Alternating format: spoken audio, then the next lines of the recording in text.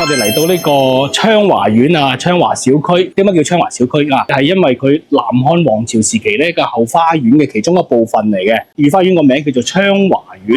然後我哋呢個昌華小區咧北至多寶路，東至恩寧路，西南咧就係以呢條叫昌華涌為界。附近曾經住過啲咩名人咧紅線女啦、羅家寶啦包括我哋熟悉嘅盧海鵬。都係喺度出世嘅嚇，咁佢嘅細佬潮叔咧，潮叔嘅外母亦都係當年嘅粵劇名伶啊。當然亦都有我哋當年咸豐年間嘅探花，叫做李文田故居，亦都係喺恩寧路附近嘅。咁住咗好多名人，呢度係一個風水寶地，人傑地靈。咁我哋而家去睇睇幾個名人嘅故居。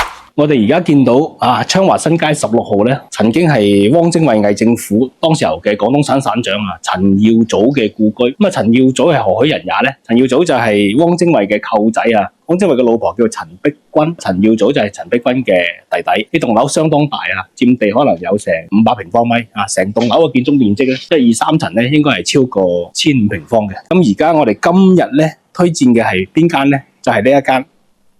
昌華新街14號，依家你見到昌華新街14號呢個外牆咧，已經係超過100年噶啦。當時14號同埋12號呢兩個物業咧，係國民黨時候嘅中將叫張翼嘅故居嚟嘅。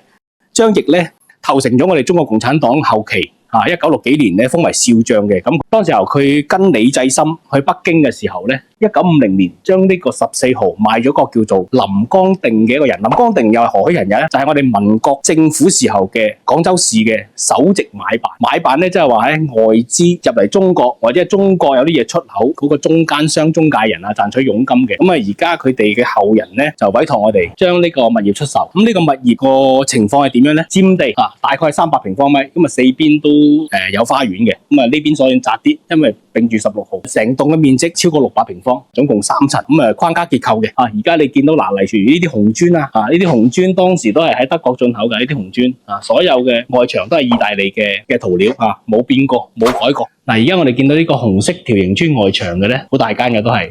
曾經嘅主人係邊個咧？佢個名叫莫雄。莫雄咧係當年跟隨蔣介石去征戰嘅一位高級嘅國民黨將領後來咧佢就投誠咗共產黨嘅。我哋1951年都曾經發生咗好多事佢都曾經被判死刑當時候判咗死刑之後，葉劍英嘅一句話叫做槍下留人。佢因為曾經喺蔣介石身邊，佢知道好多信息、好多消息，佢解救咗好多次國對共嘅多次嘅圍剿、澄清剿救咗好多共產黨人。葉劍英曾經寫過一對副對聯俾佢，叫做乜嘢咧？就係革命不分先後，英雄莫問出處就係對呢位莫將軍嘅一個稱讚。呢個昌華新街3號咧曾經係一間涼茶鋪嘅主人咁我哋廣東省有2個涼茶嘅老字號，一個叫王老吉，咁另外一個咧就99%嘅人都唔識啦，就叫袁吉林咁呢個就係佢當年袁吉林嘅創辦人嘅故居都係我哋見到昌華新街29號咧，就係曾經嘅粵劇名伶一個叫做靚少佳一個叫做郎君玉嘅故居。咁呢個就係兩位粵劇名伶嘅故居啦。咁我哋見得到花那些雕花那些，在100年前是屬於很漂亮的地方。很漂亮的房子，現在也不差，它的框架結構